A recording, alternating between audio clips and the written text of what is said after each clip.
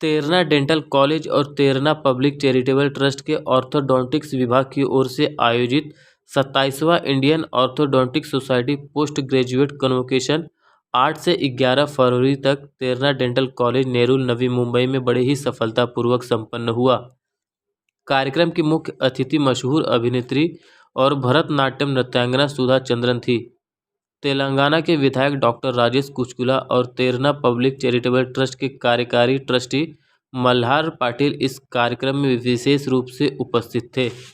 तो आइए सुनते हैं इस खास मौके पर आए हुए मेहमानों ने इस कार्यक्रम को लेकर क्या कुछ कहा, ये आपको सुनाते हैं। मतलब एक होता है कि हम हमेशा, जैसे हम लोग हमारे टाइम पे हम सिर्फ डेंटिस्ट जानते थे कि हम डेंटिस्ट के पास जा रहे हैं, या तो टूथ निकालने के लिए जाते थे या बुढ़ापे में ब्रेसेस लगाने जाते थे।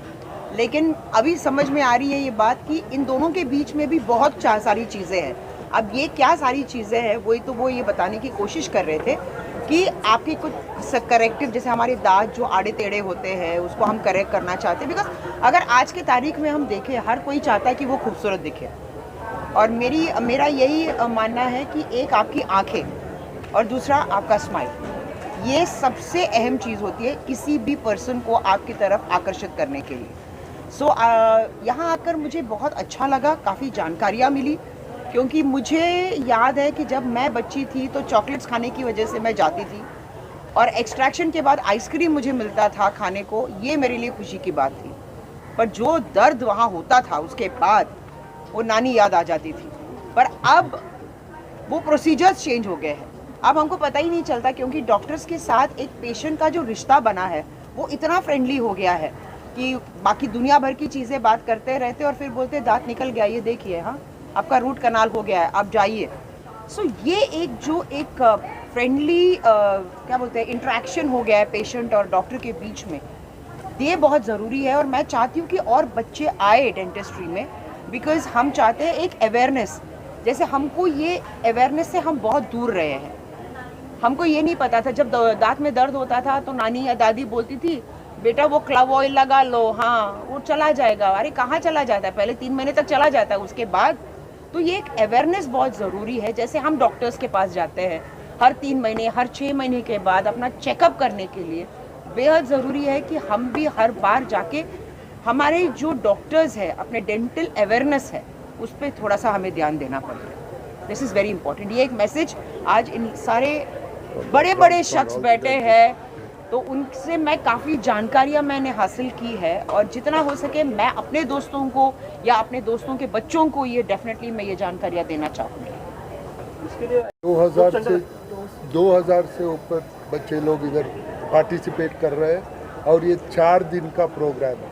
ये 4 दिन में दो दिन सिर्फ प्री कॉन्फ्रेंस कोर्स होता है, इधर कोर्स करके सिखाते हैं। इस पे हमारा इंटरनेशनल फैकल्टी भी आया है, अमेरिका से आए हैं रविंद्र नंदा, ओके, बहुत बड़ा नाम है, वो भी आए थे, और कुछ 10-12 लोग से ऊपर लोग कोर्स कर रहे हैं। और अभी 2 दिन उधर सिर्फ प्री कॉन्फ्रेंस कोर्स ख़त्म हो गया, और अभी लेक्चर्स रहेगा 2 दिन, और इसका बीच में हमारा कल्चरल एक्टिविटीज़ रहता है और स्पोर्ट्स एक्टिविटीज़ रहता है, वो भी साथ में वो भी चलता है।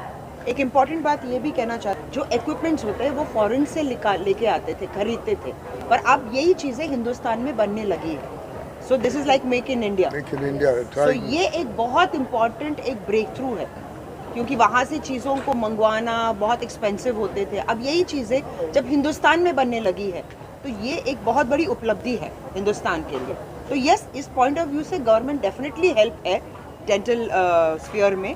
बट अगर एक ही पॉइंट है, अगर इंश्योरेंस भी कवर हो जाए तो सोने पे सुहागा है।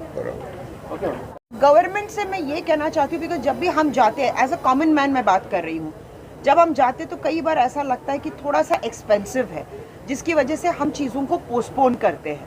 अगर इन चीज़ों को इंश्योरेंस के अंदर आ जाए कि भाई हमको इंश्योरेंस कवर करता है, तो मेरा ये मानना है कि कॉमन मैन भी रेगुलर बेसिस पर डेंटल अवेयरनेस के बारे में समझ के कि भैया अगर मैं ये पैसे खर्च कर रहा हूँ तो मुझे इंश्योरेंस से ये पैसे वापस मिल जाएंगे।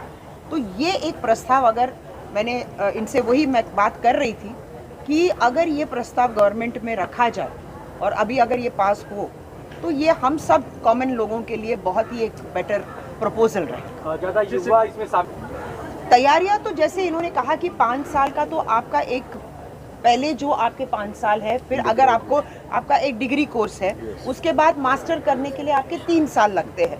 तो ये तो जनरली जैसे किसी भी फील्ड में हम करते हैं, तो यही है कि उसके पीछे खर्च बहुत है। जैसे मैं इनसे बात कर रही थी कि एक डेंटल चेयर के लिए भी एक 10-12 लाख की ज़रूरत पड़ती है।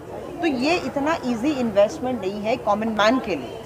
तो हम चाहेंगे कि और लोग आए, इसके लिए गवर्नमेंट का भी सपोर्ट मिले ताकि और बच्चे इस राह पर या इस लेवल पर या इस एजुकेशन की तरफ थोड़ा सा उनका भी मतलब एक रुझाव बढ़े। And we'll have more dentist and more surgeons and orthodontist. ये बहुत इंपॉर्टेंट शब्द है, प्लीज इसको नोट कीजिए। ऑर्थोडोंटिस्ट, जो जैसे किसी के दांत आगे है या प्रोफाइल में कभी दांत आगे है, ये पीछे है, जॉ लाइन करेक्ट करना हो, तो ये इनकी स्पेशलिटी है। प्रोफाइल अवेयरनेस चाहिए। We want to make people understand what this specialty is, and we want them to know about it, and we want to spread the word about this particular branch. The young students, okay, to accept change and do a lot of hard work and achieve their dreams. IT उसके लिए बहुत प्रयत्न कर रहा है कि गांव में भी ये सब चीज़ लोग को जानकारी मिले। इसके लिए हम लोग प्रोग्राम कर रहे हैं सोसाइटी से, तो सब लोग इसके बारे में जानकारी करें। सब अलग हो चुका है, जो पहले जो खाते थे वो अलग है, आजकल फास्ट फूड खाते हैं, इसके वजह से डेंटल में भी चेंजेस हो चुका है। जैसे गवर्नमेंट को भी जागरूक होना चाहिए, उनको भी ये एज अ फील्ड, हम लोग का जो ऑर्थोडोंटिक्स ये फील्ड है वो भी अवेयरनेस जैसे गांव में भी पहुंचाना चाहिए, चाहे इवन फॉर गरीब लाइक